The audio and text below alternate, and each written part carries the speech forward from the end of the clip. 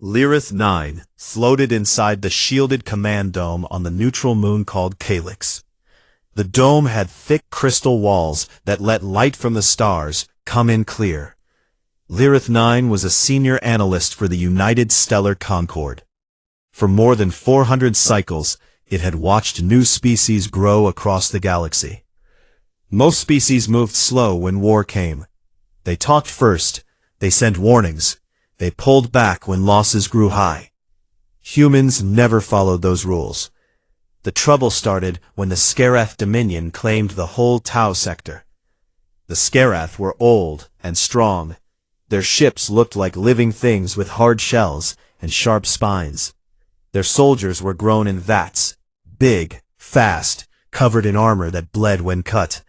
They had taken many worlds before, every time other races either ran away or gave up without much fight.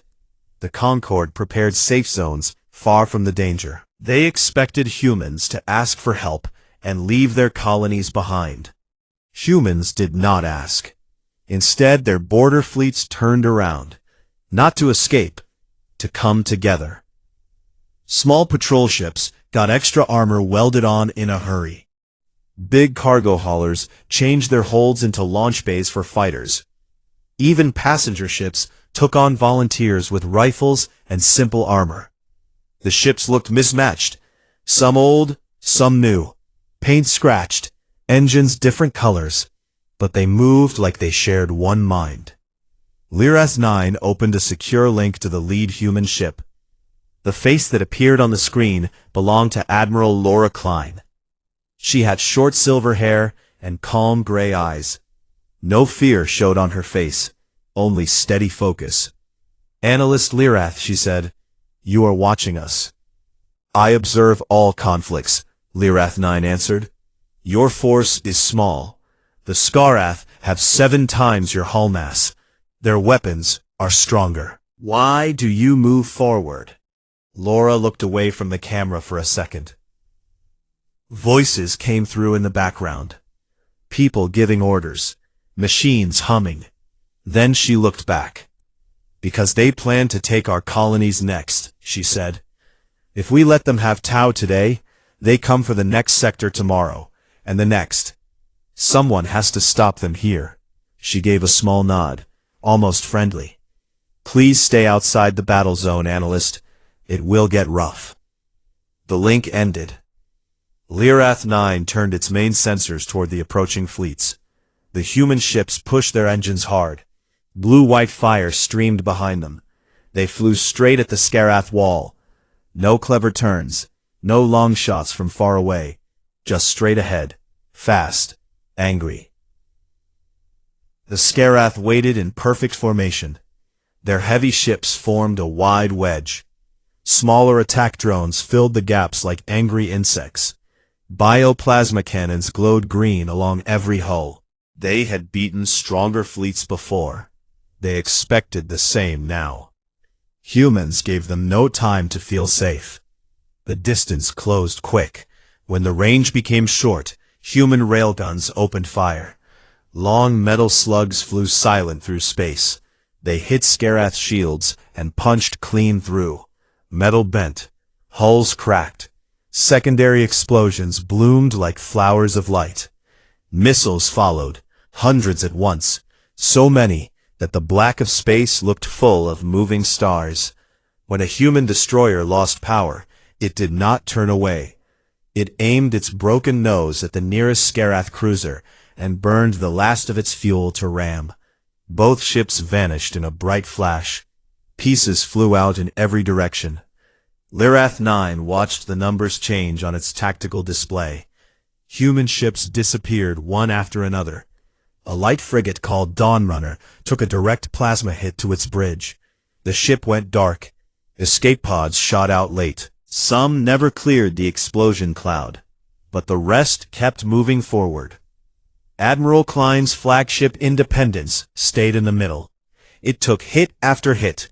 Armor glowed red from heat. Holes appeared in the hull. Air vented in white clouds. Still the ship fired back. Still it pushed deeper into the enemy line. Her voice came over every open channel, calm, strong. All ships hold course. Focus fire on their capitals. We break them, or we die here. For everyone waiting at home. A group of Scarath bio-dreadnoughts moved forward. They were huge, living ships. Tentacles waved. Acid sprayed from glands. Humans answered with boarding pods. Small tubes shot from their carriers. Pods hit the dreadnought hulls. Marines in thick suits cut inside with plasma torches. They fought through wet tunnels made of flesh. They planted charges on soft organs. The dreadnoughts made deep sounds like pain. One after another. Lirath 9 checked old records. No species had ever boarded a Scarath dreadnought and survived. Humans did it 4 times in the first hour. The Scarath wedge started to bend. Gaps appeared. Drones flew without clear orders. Humans did not stop to rest. They loaded fresh rounds. They sprayed foam over hull holes. They turned damaged ships to keep guns facing the enemy. Lirath 9 felt a strange signal in its core systems. Not damage, not error. Something like surprise. Something like the first step toward understanding fear. The battle had only begun. But already, the pattern was clear. Humans did not fight to win easy. They fought to make sure the enemy never forgot the cost. The battle above the gas giant Relic 4 turned the void into chaos. The Scarath wedge formation looked perfect at first. Heavy ships at the front, drones thick on the sides, bioplasma cannons ready to fire. They had crushed stronger enemies before with this shape. They expected humans to break early. Humans closed the gap fast. No careful distance shots. No waiting for perfect angles. They flew straight in. Railguns opened first. Long metal rods slammed into Scarath shields. The shields cracked like glass. Hulls behind them tore open. Air and fluid sprayed into space. Missiles came next. Hundreds launched at once. Trails of fire crossed the black. So many that the sky looked full of falling stars. When a Scarath cruiser lost its main gun, it tried to pull back. A human destroyer named Iron Resolve turned hard. Burned its engines empty to ram the cruiser's side. Both ships exploded in a bright ball. Pieces spun out wide. Lirath 9 kept every sensor locked on the fight. Numbers changed quick on the display. Human ships vanished one after another. A small frigate called Morningstar took a plasma lance straight through its engine core. The ship went dark in seconds. Escape pods fired late.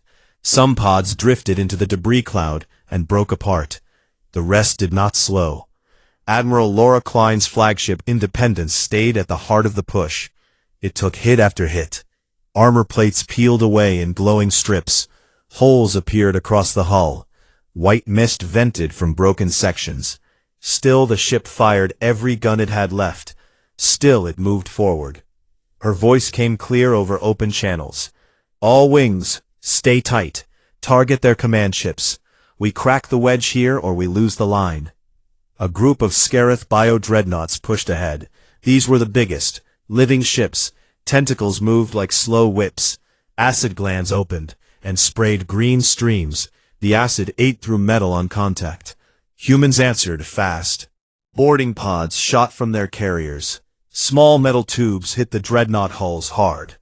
Marines in heavy suits cut inside with plasma blades. They fought through wet tunnels made of muscle and bone.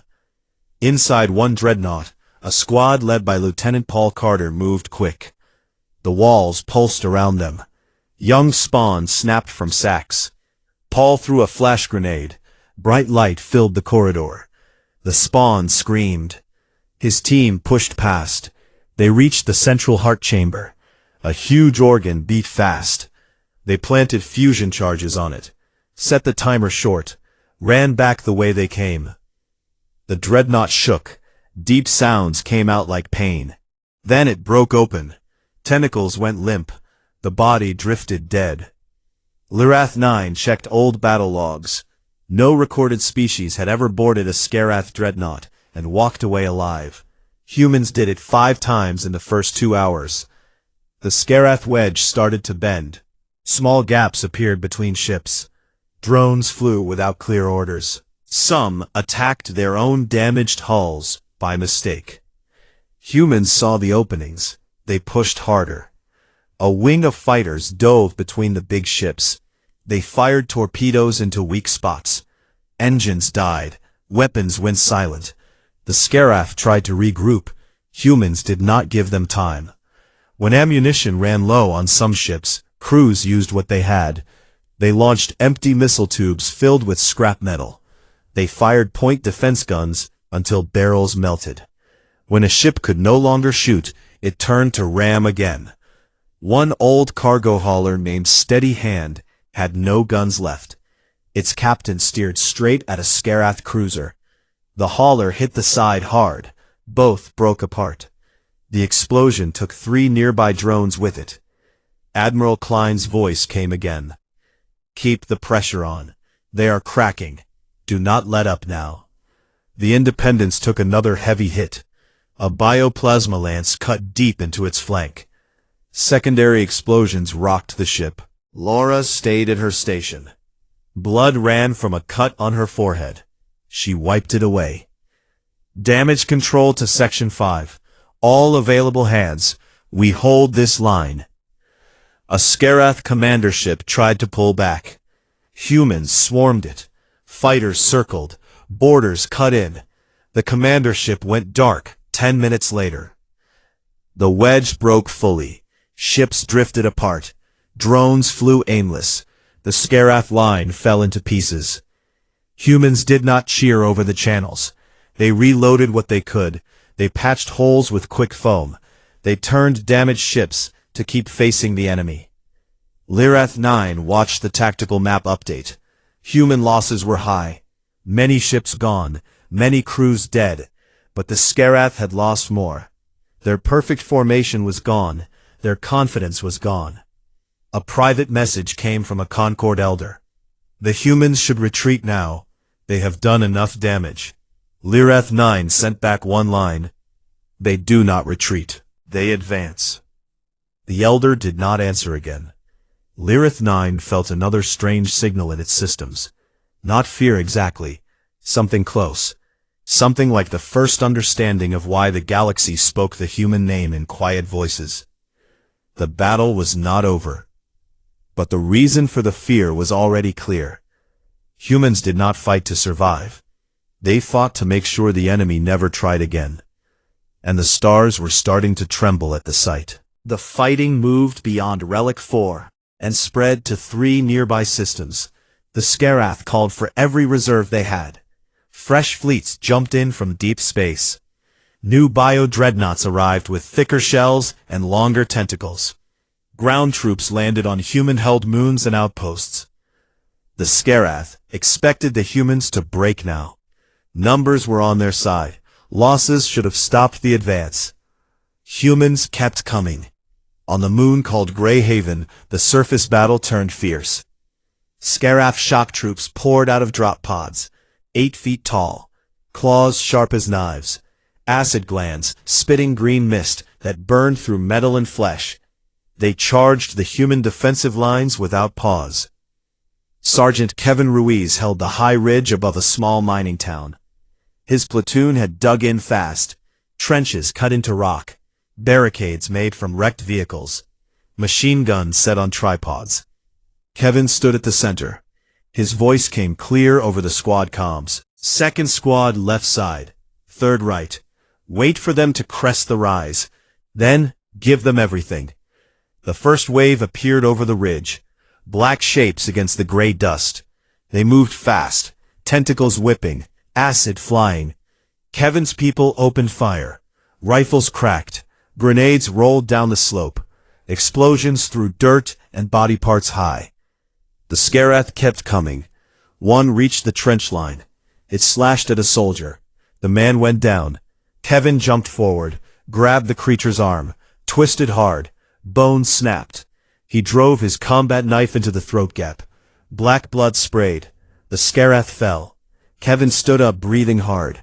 Push them back. His squad moved. They fought hand to hand, bayonets, shovels, broken rifle butts. When bullets ran low, they used rocks. They used the ground itself, rolled big stones down the slope, set fuel barrels on fire. The flames caught the acid mist and turned it into bright fireballs. A bigger Scarith warbeast broke through the line. Towering, carapace thick, legs like pillars. It roared and charged straight at Kevin. He did not run. He climbed a wrecked truck, jumped onto the beast's back, held on with one hand, jammed a plasma torch into a breathing slit on its neck. The torch burned hot. The beast screamed. It thrashed. Kevin held tight until the creature slowed, then collapsed. He slid off, covered in black slime. His squad cheered, rough and tired. They did not stop. They moved forward, took back lost ground, meter by meter. When night came, they lit the ridge with burning wreckage. The Scarith pulled back for the first time on that moon. Lirath 9 followed every helmet feed. The numbers did not make sense. Human ground forces should have broken after losing 30% of their strength. Instead, they adapted. When one line fell, another formed behind it. When ammunition ended, they fought with what was in their hands. When soldiers fell, the next one stepped over the body and kept shooting. A private message arrived from a Concord elder. The losses are too high. They should withdraw to preserve their species. Lirath 9 answered simple. They fight for the people behind them. Withdrawal means those people die, so they stay. The elder sent no reply. The battle on the moons continued. Humans used every trick. They collapsed tunnels on advancing columns. They poisoned water sources with their own chemicals. They set traps with explosives hidden in the dust. The Scarath learned fast, but humans learned faster. In space, the pattern repeated. The Scarath tried to form new walls. Humans broke them with captured tech. They had taken Scarath jump drives from wrecks, fixed them in days, used them sloppy but brave. Ships appeared inside enemy formations, then jumped away before the counterfire could lock. One human carrier named Last Stand jumped right into the middle of a Scarath battle group. It launched every fighter it had left, then rammed the lead dreadnought. The explosion took 3 other ships with it. The group scattered. Admiral Laura Klein's voice stayed on the channels, tired now, but strong. We hold the line. Every minute we keep them here is one more minute our homes stay safe. Do not stop. Her flagship Independence looked like scrap, half the guns gone, hull open in places. Still it led the push. Still it drew fire so smaller ships could strike. Lirath 9 ran endless calculations. Every model said humans should lose. Every model failed. The variable was not weapons or numbers. The variable was refusal. Humans refused to break, refused to run, refused to accept defeat as final. On Grey Haven, Kevin Ruiz stood on the ridge at dawn. His platoon was smaller now, faces dirty, eyes red, bodies bandaged. They looked down at the valley. Scarith bodies lay everywhere. Smoke rose from burned wrecks. Kevin spoke quiet to his second-in-command. We bought them time. That's enough. The second nodded. Think they'll come again? Kevin looked at the sky. If they do, we'll be here. Lirath 9 felt the strange signal grow stronger in its core. Not data error, not system fault. Something like the beginning of awe. Something like the first true understanding of fear. The Scarith still had strength left. Their throne world waited. Their full power waited.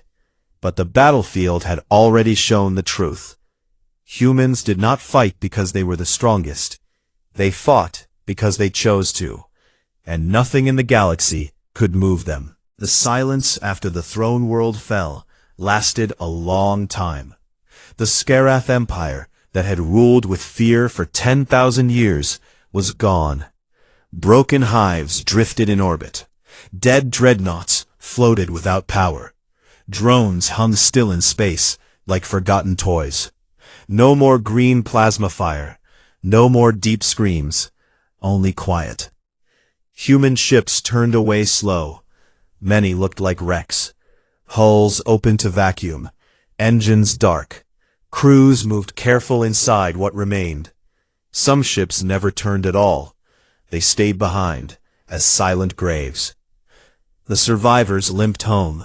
They jumped through empty space. One by one they reached human worlds. Ports filled with waiting crowds. Families stood at landing fields. Children held signs with names. Strangers came too. They wanted to see the people who ended the nightmare. When the first ships landed, the cheers started soft, then grew loud. People ran forward, hugged soldiers who stepped down shaky, kissed faces covered in dirt and blood. Tears fell without shame. Laughter mixed with sobs. Someone started singing an old song. Others joined. The sound rolled across the fields. Admiral Laura Klein came down last. Her flagship was gone. She arrived on a small shuttle. One arm missing, face scarred. She walked down the ramp slow. A young girl ran up, her daughter. Laura knelt, held her tight with the arm she had left.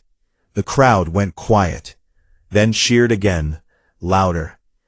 Lyrath 9 watched from low orbit, then descended, walked the streets without hiding. No one stopped it. Some nodded, some offered water from bottles. A tired Marine saw the analyst and raised a scarred hand. "You saw it all," the Marine said. "I did," Lyrath 9 answered. The Marine looked at the sky. "Worth the price?" Lyrath 9 considered every image, every loss, every moment humans refused to break. "Yes," it said, "the galaxy now knows why your name brings caution. Not because you are the oldest, because when you decide to stand, nothing can make you kneel." The Marine smiled small. "We just wanted our kids to have tomorrow." Lyrath 9 returned to orbit later, looked down at the blue world turning slow. Lights came on in cities, life continued, people rebuilt. They planted fields, they fixed ships, they told stories to children at night. Not to scare them, to teach them. We stood once, we can stand again if we must. The Concorde updated its archives that cycle. A new entry appeared. Species, human, combat behavior, refusal to yield, strategic note, do not provoke. Provocation leads to total response. The words felt small next to what happened, but they were enough. Years later, the galaxy changed. Borders stayed clear, trade stayed fair, threats stayed quiet. Species that once laughed at humans now spoke careful. They listened when human voices spoke in council halls. On one of the core worlds, Sergeant Kevin Ruiz lived quiet. He had a small house near the sea. Scars on his arms, one leg replaced with metal. He walked the beach every morning, watched waves come in. Sometimes children came to ask questions. "Why did you fight?" one asked. Kevin looked at the water. "Because someone had to, and we were there." The child nodded, serious. "Will it happen again?" Kevin smiled, tired. "If it does, we'll be ready, but we hope it stays quiet." Lyrath 9 visited Earth once more, observed from a high tower, saw people live normal days, work, laugh, love, saw memorials in parks, stones with names, simple words carved below. They stood so others could live. No one bragged, no one boasted. They simply remembered. Lyrath 9 filed one last observation. The fear the galaxy feels toward humans is not from weapons or numbers. It is from the choice. The choice to stand when every calculation says fall. The choice to fight when surrender would be easier. The choice to protect tomorrow, even if today costs everything. That choice shakes the stars more than any fleet ever could. The cosmos had seen humans take the battlefield. It had seen them charge forward when others would have run. It had seen them break an empire that no one else could touch. And at last, it understood. The quiet fear came from knowing one simple truth. When humans decide the line is drawn, nothing, not size, not time, not terror, can cross it. And that truth would echo through the stars forever. Lyrath 9 powered down its external sensors. Let the blue world turn below. The battlefield was empty now. The war was over. But the memory stayed. And the galaxy trembled a little every time it remembered. The decisive fight came at the Scarath throne world. A planet covered in living hives. Tall spires made of bone and muscle rose from the surface. Orbital rings circled the world like sharp crowns. Every ring carried guns and launch tubes. The core of the Scarath Empire waited there. The place where new soldiers grew. The place where orders came from. If humans wanted the war to end, they had to reach it. The human fleet arrived with what was left. Ships held together by patches and hope. Many had open hulls. Many had lost engines. Crews looked thin. Faces pale from lack of sleep. Eyes red from staring at screens too long. They still came forward. The Scarath threw everything they had left. Every dreadnought still able to move. Every swarm of drones. Every bioweapon stored in deep vaults. The sky above the throne world filled with green plasma fire. Tentacles reached out from the rings. Acid clouds drifted between ships. One half stayed high in orbit. They drew fire. They dodged and weaved. They let the big guns hit them, so the other half could slip through. The second group dove low. They used captured Scarath jump drives. The drives were not fixed right. They worked wild. Ships appeared inside the orbital rings without warning. Guns fired the moment they arrived. Then they jumped again before the enemy could lock on. Admiral Laura Klein stayed with the inner strike group. Her flagship Independence looked like ruin. Half the bridge gone. Lights flickering. Air thin. She stood at her station anyway. Blood dried on her cheek. One arm in a sling. Her voice stayed calm over the channels. This is Independence Actual. Final approach. All ships that can still fight, follow me in. The rest cover our backs. If you hear this later, tell our families we tried. Tell the kids we love them. Keep going forward. The Independence pushed straight at the central hive spire. The biggest tower on the planet. It rose miles high. Pulsed like a heart. The flagship took hit after hit. Plasma lances cut deep. Tentacles wrapped around the hull. Acid ate through armor. The ship kept moving. Engines screamed. Guns kept firing until barrels melted. Boarding teams launched from every ship that could launch. Pods hit the spire surface. Marines cut inside. They fought through living corridors. Walls bled when cut. Spawn dropped from the ceiling. Tentacles grabbed at legs. The Marines kept pushing. They planted charges on main organs, set timers short, ran for the exit. One squad led by Captain Elena Torres reached the core chamber. A huge beating mass filled the room. Tubes fed it. Lights pulsed red. Elena set the last charge herself, looked at her team. Go, I'll cover the door. Her second shook his head. We stay together. Elena smiled tired. Then stay quick. They ran. The charge went off behind them. The spire shook. Cracks spread up the walls. The hive screamed, a deep sound that carried through every channel. The Independence rammed the base of the spire, tore through layers of living tissue, drove deep. Then its core detonated. A white flash spread outward. Chain explosions followed. Orbital rings buckled. Sections broke off and fell toward the planet. Surface hives collapsed. Towers fell like trees in a storm. The Scarath fleets lost order. Drones flew without direction. Ships tried to jump away. Some jumped into each other. Others drifted dead. The swarm that had never known defeat broke apart. Humans did not stop. They hunted the survivors, cleared breeding chambers on the moons, burned nursery vaults, made sure nothing could grow back. Small teams landed on broken ships, fought the last defenders, left nothing that could restart the Empire. Lirath 9 watched every feed. The numbers stopped making sense long ago. Human losses were terrible. Ships gone. People gone. Yet they finished what they started. When the last Scarat signal faded, the channels went quiet. Deep quiet. The throne world turned dark below. Smoke rose from the ruins. The rings drifted in pieces. Admiral Klein's last transmission played one more time on repeat. If you can hear this, keep building, keep living. Then, silence. Lirath 9 felt the strange signal in its core grow stronger. Not fear alone now. Something mixed with it. Respect, awe, understanding. The Concord Elders sent no more messages asking why humans did not stop. They no longer needed to ask. The battle was over.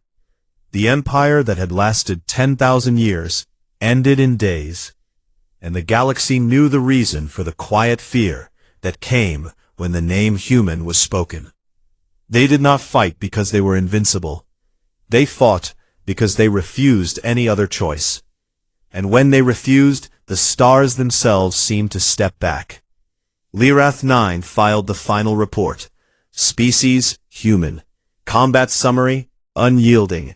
Threat level, do not test. The words felt small compared to what had happened, but they were true. The cosmos had seen humans take the battlefield, and at last it understood why they commanded fear. Not from cruelty, not from hate, from the simple truth that when humans stand, nothing, not size, not numbers, not time, can make them kneel. And that truth shook the stars more than any weapon ever could.